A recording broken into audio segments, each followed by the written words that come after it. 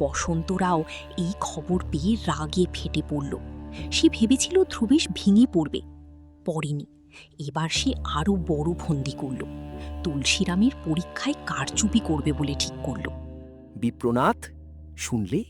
ওই তুলসীরাম পরীক্ষায় প্রথম হচ্ছে, বৃত্তি পাচ্ছে, মাস্টার তার প্রশংসা করছেন।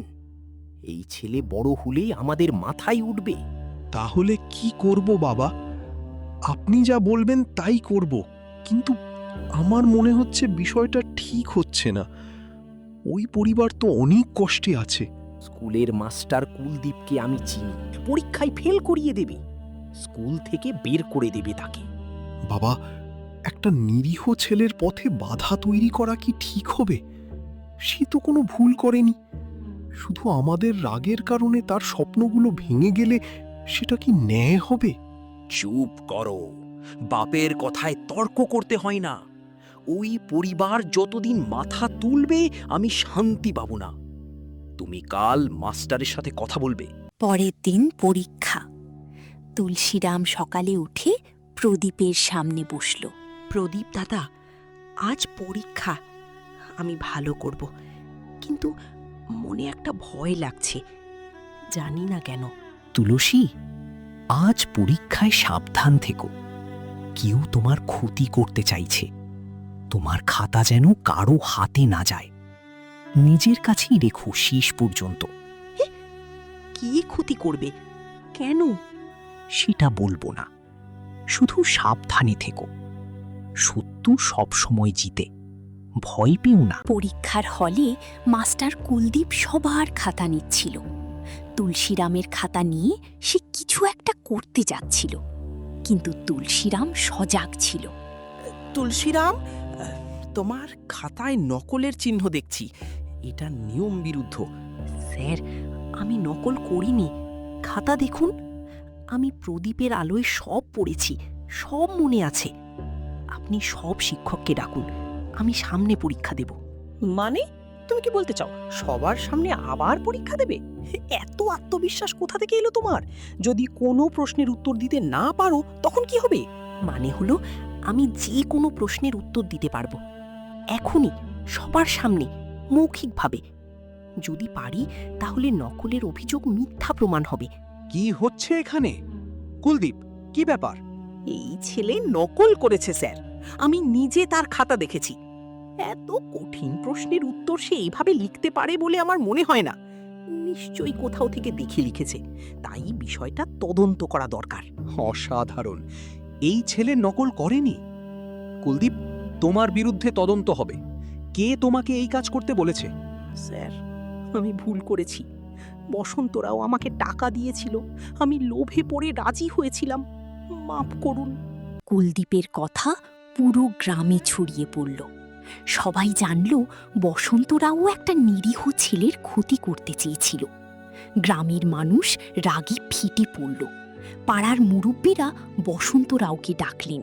বসন্তরাও, তুমি এই গ্রামের পুরনো বাসিন্দা।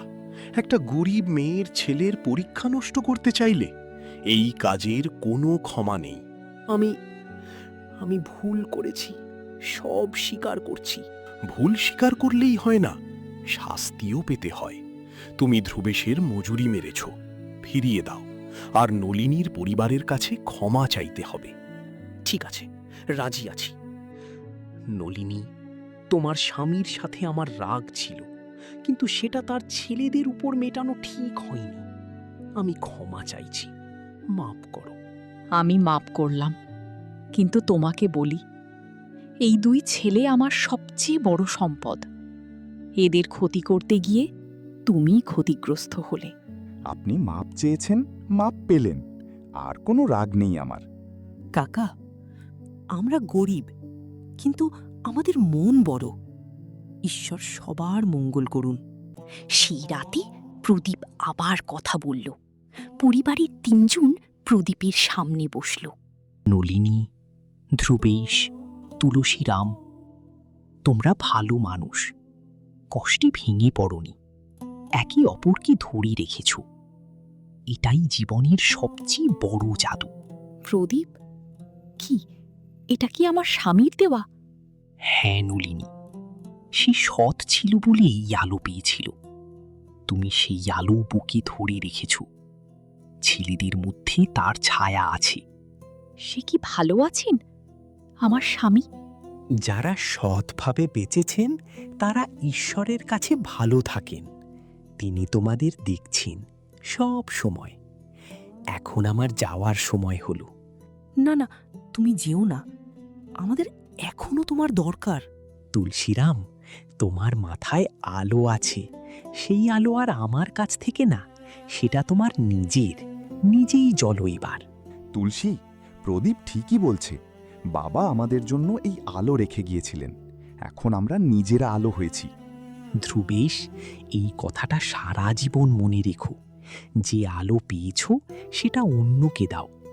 জ্ঞান, ভালোবাসা, সাহায্য, এটাই জাদু। এটাই মাটির প্রদীপের শিক্ষা। মা, প্রদীপ নিভে গেল, কিন্তু ঘর অন্ধকার হলো না। কারণ আলো এখন তোমাদের মধ্যে আছে। বাবার আলো তোমাদের বুকে জ্বলছে। দিন যায়, মাস যায়, বছর যায়। তুলসীরাম একদিন বৃত্তি পেয়ে শহরে পড়তে গেল।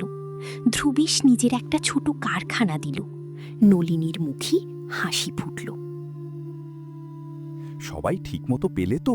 কারো কম হয়নি তো? দাদাবাবু, আপনি অনেক ভালো মানুষ। অন্য মালিকরা অনেক সময় শ্রমিকদের প্রাপ্য মজুরি ঠিক মতো দেন না, কিন্তু আপনি সব সময় মতো আমাদের পাওনা বুঝিয়ে দেন। আমি জানি না টাকা না পেলে কেমন লাগে, তাই কাউকে সেই কষ্ট দিতে চাই না। মা, আমি পাশ করেছি, এবার চাকরি পাবো। প্রথম মাসের মাইনে তোমাকে দেব। বাছা আমার, তোর বাবা আজ দেখলে কত খুশি হতেন। মা, বাবা দেখছেন, সব সময় দেখছেন। সেই মাটির প্রদীপের আলো এখনো আমার বুকে জ্বলছে। তোমাদের বাবা বলতেন অভাব একদিন কাটবে, কিন্তু সৎ মন যেন না কাটে। সেটা তোমরা রেখেছ। এটাই আমার সবচেয়ে বড় পাওয়া। সেই আলোই আমাদের পথ দেখিয়েছে, আজও দেখাবে।